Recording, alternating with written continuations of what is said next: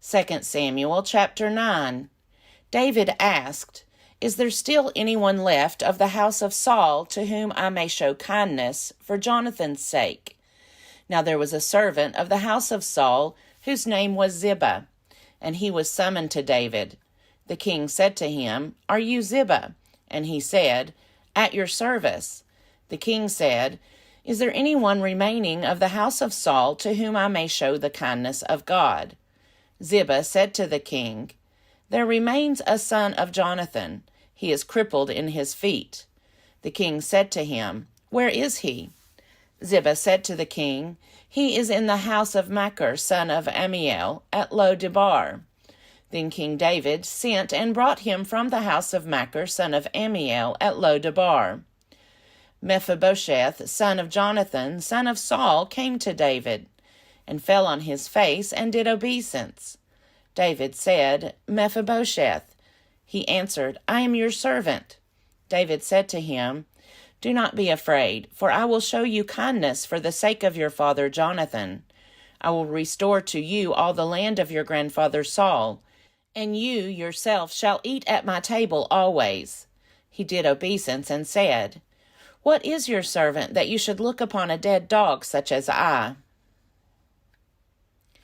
Then the king summoned Saul's servant Ziba and said to him, "All that belonged to Saul and to all his house I have given to your master's grandson. You and your sons and your servants shall till the land for him, and shall bring in the produce, so that your master's grandson may have food to eat. But your master's grandson, Mephibosheth, shall always eat at my table." Now Ziba had 15 sons and 20 servants. Then Ziba said to the king, "According to all that my lord the king commands his servant, so your servant will do." Mephibosheth ate at David's table like one of the king's sons. Mephibosheth had a young son whose name was Micah, and all who lived in Ziba's house became Mephibosheth's servants.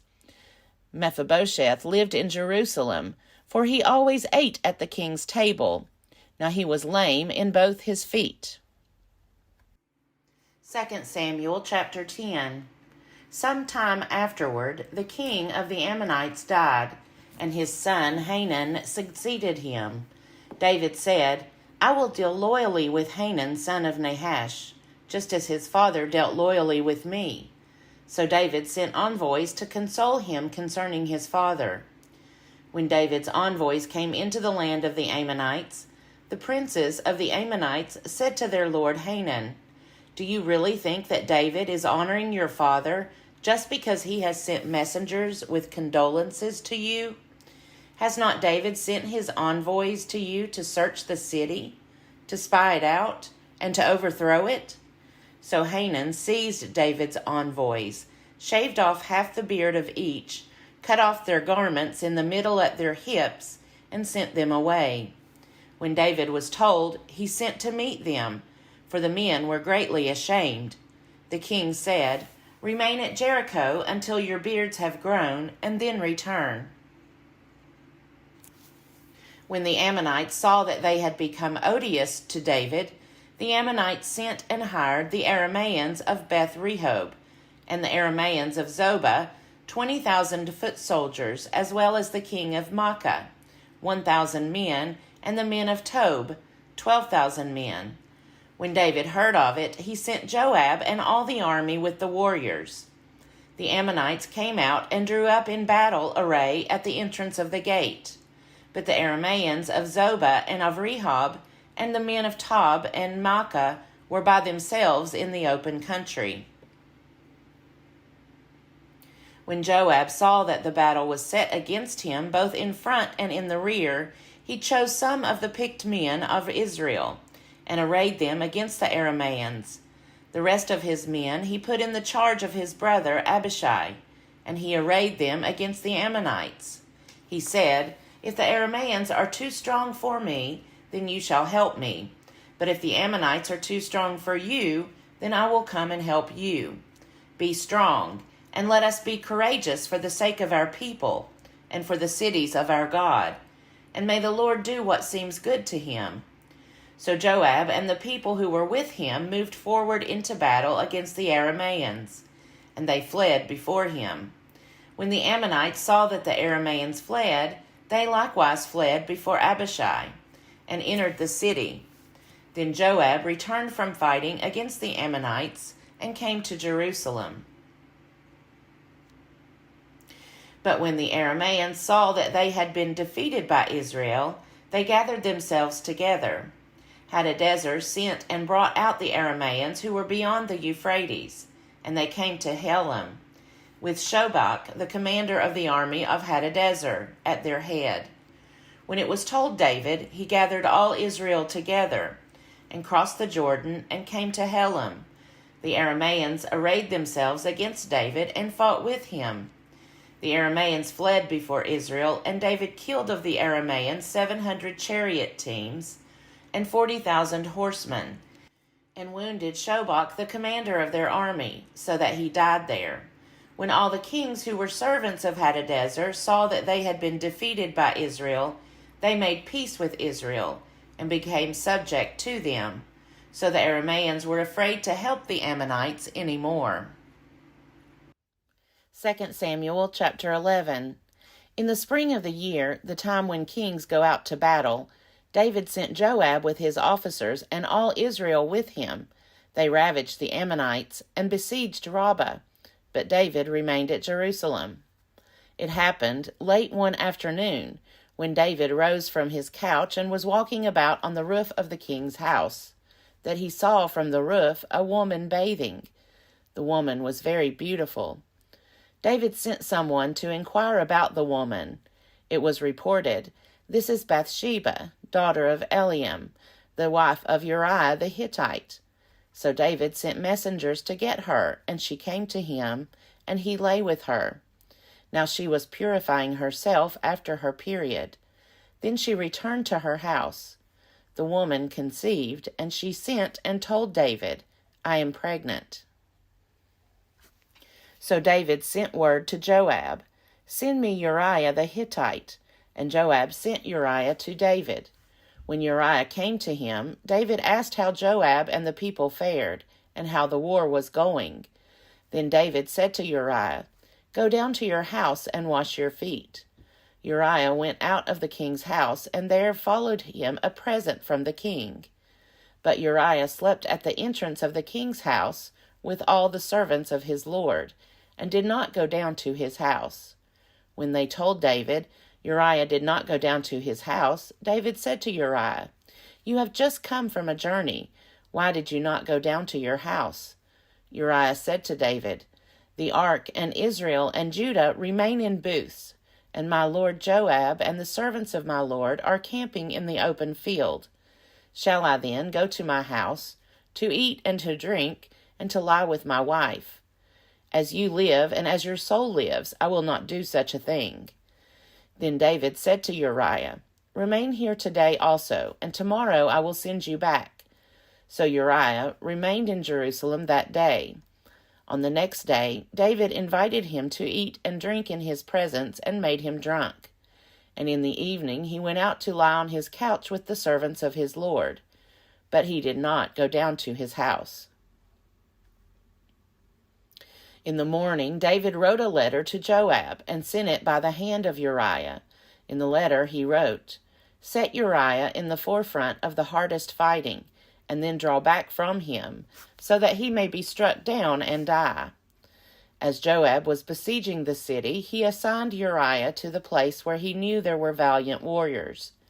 The men of the city came out and fought with Joab, and some of the servants of David among the people fell. Uriah the Hittite was killed as well.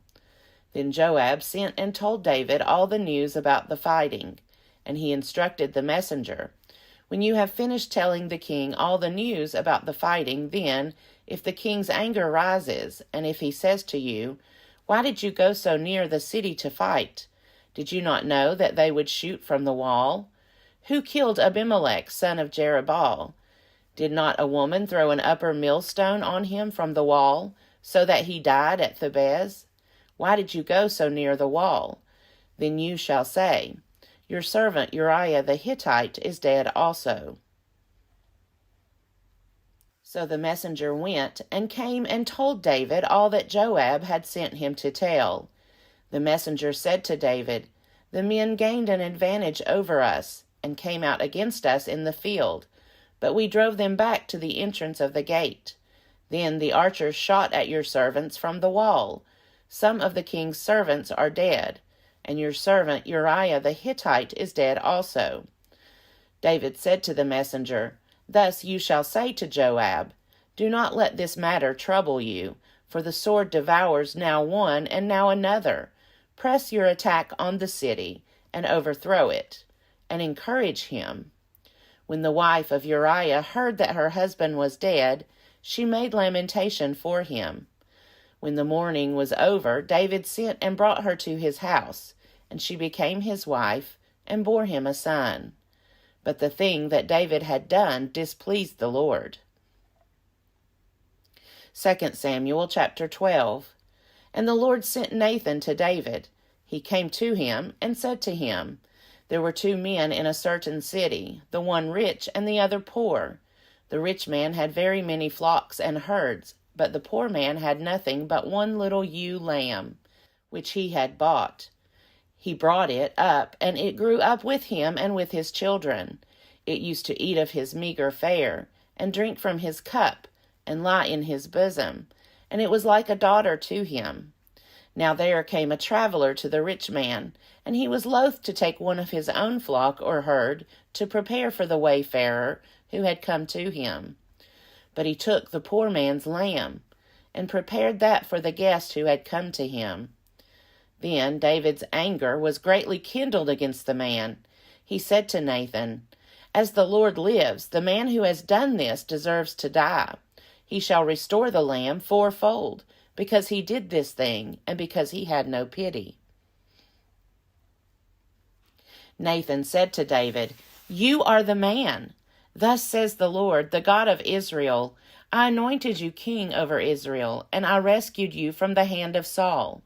I gave you your master's house and your master's wives into your bosom, and gave you the house of Israel and of Judah. And if that had been too little, I would have added as much more. Why have you despised the word of the Lord, to do what is evil in his sight? You have struck down Uriah the Hittite with the sword, and have taken his wife to be your wife, and have killed him with the sword of the Ammonites. Now, therefore, the sword shall never depart from your house, for you have despised me, and have taken the wife of Uriah the Hittite to be your wife.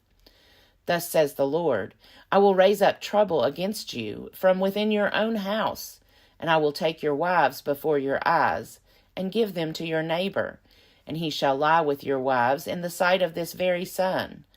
For you did it secretly, but I will do this thing before all Israel, and before the sun." David said to Nathan, "I have sinned against the Lord." Nathan said to David, "Now the Lord has put away your sin. You shall not die. Nevertheless, because by this deed you have utterly scorned the Lord, the child that is born to you shall die." Then Nathan went to his house. The Lord struck the child that Uriah's wife bore to David, and it became very ill. David therefore pleaded with God for the child. David fasted, and went in and lay all night on the ground. The elders of his house stood beside him, urging him to rise from the ground, but he would not, nor did he eat food with them. On the 7th day the child died, and the servants of David were afraid to tell him that the child was dead, for they said, "While the child was still alive, we spoke to him, and he did not listen to us. How then can we tell him the child is dead? He may do himself some harm." But when David saw that his servants were whispering together, he perceived that the child was dead. And David said to his servants, "Is the child dead?" They said, "He is dead." Then David rose from the ground, washed, anointed himself, and changed his clothes. He went into the house of the Lord and worshipped. He then went to his own house, and when he asked, they set food before him, and he ate. Then his servant said to him, "What is this thing that you have done? You fasted and wept for the child while it was alive. But when the child died, you rose and ate food. He said, While the child was still alive, I fasted and wept. For I said, Who knows? The Lord may be gracious to me, and the child may live. But now he is dead. Why should I fast? Can I bring him back again? I shall go to him, but he will not return to me. Then David consoled his wife Bathsheba, and went to her, and lay with her, and she bore a son, and he named him Solomon. The Lord loved him, and sent a message by the prophet Nathan. So he named him Jedediah because of the Lord. Now Joab fought against Rabbah of the Ammonites, and took the royal city. Joab sent messengers to David, and said, I have fought against Rabbah. Moreover, I have taken the water city. Now then, gather the rest of the people together, and encamp against the city, and take it. Or I myself will take the city, and it will be called by my name. So David gathered all the people together, and went to Rabbah, and fought against it, and took it. He took the crown of Milcom from his head. The weight of it was a talent of gold, and in it was a precious stone, and it was placed on David's head. He also brought forth the spoil of the city, a very great amount.